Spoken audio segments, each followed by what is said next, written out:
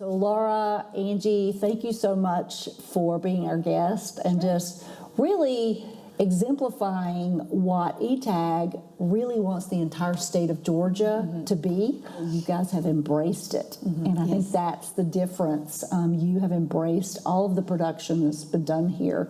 Laura, you're with the CVB, so give me a little bit of like city overview. Yeah, so Covington is kind of the last suburb of Atlanta on the east side of Atlanta. We're about 30 minutes from the city. We have about 14,000 people in the city and about 115,000 in Newton County. Okay.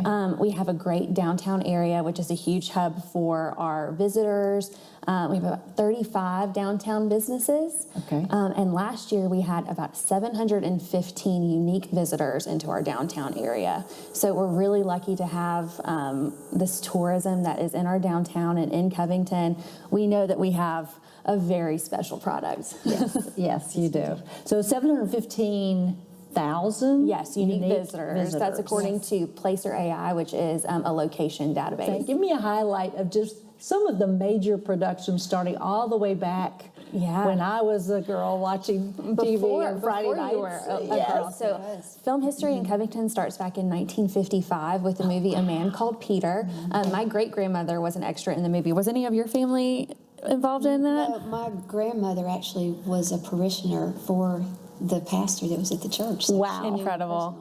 That's incredible. So yeah, all the way back in 1955. We're best known for our television series, which are the first 5 episodes of The Dukes of Hazzard, In the Heat of the Night from the late 80s and early 90s. And then our most notable one is obviously The Vampire Diaries, and it's 2 spinoffs, The Originals and Legacies. And right now we're working with Sweet Magnolias, which just finished season 4 on Netflix. Wow. And then altogether we have about 180 films and TV shows that have come through Covington and Newton County. Incredible. But how did the Vampire Diaries actually create a bigger opportunity and really start to drive impact in Covington? I'll let you answer that. Well, first of all, we decided to open the restaurant. And very rarely do you see something come off the screen into real life. And you own Mystic Grills. Mystic Grill. Yes. And so we actually pulled it off the screen into real life, so it's usually the opposite way around. And at the time, the economy was just on a little bit of an uptick, and we took a big chance. And like Laura said, all these other retailers were able to open up after we did. It kind of proved that you could draw people to an area. Yes. And we weren't really sure because our downtown area was pretty dead. I mean, it had become, with malls, strip malls, and other places of convenience, the little downtown squares just didn't seem to be able to survive. Yep. So it became almost kind of a lower rent, so a lot of office space went in, and it wasn't the same. When I was a little girl, it was all retail. Yes. And so we were able to kind of pitch that idea, like, hey, we want to start a revitalization for our town square, and this is how we're going to leverage TV and film to do it, and that's exactly what happened. That's amazing. So you're a native. I am. I am too. You're a native, both natives. I love it. You, Angie, told me it wasn't easy, and I think you're way too kind because off camera you told me it was a struggle. It was. It was not an easy sell. And what advice would you have? Because a lot of smaller communities in Georgia would love to do this, but if there's only 1 or 2 champions, and obviously you took a big risk, and some people are scared to take a risk. So what advice would you give them looking back on how it all evolved here and how you got the businesses involved? How did you sell the elected officials, all of that? Because it's a process. Well, I talk a lot. That's good. Good communicator. Good communicator, yeah. And the first thing I would say is if you've got a dream or a vision, don't be scared. Just don't. If you feel like it's a good thing in your heart. The other thing is it wasn't for me. I know it sounds cheesy, but I knew going into this, because I had other businesses, I did not have to do this, but I knew it was going to be good for our community. It did.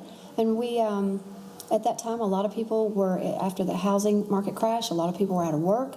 So we did this huge... So this was during 2008 to like 2012 time frame? 2012, I think, is when all this started to take place. We purchased the property in 2013. It took us a year to build out. But we used used local people. Everybody on that building, I don't care what they were doing, plumbers, roofers, anything, tables and chairs, everything. Creating jobs was for the all local community. So that won the city over pretty good. I mean, that's a really good place to start, is to try to give back to the community who's going to support you later on.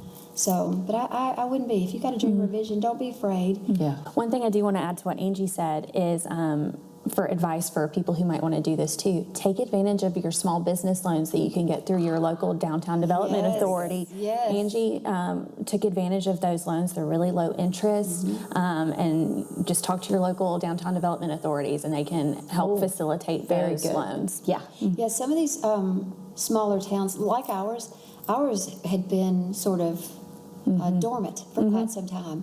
And so when we found out about this and we went to the city, they actually had to go and recruit board members to open it back up. For your to be able downtown to do- development authority. Yes. So I think everybody could have one. Not everybody does have one, but they should. Yeah. They should take advantage of Yeah, it. absolutely.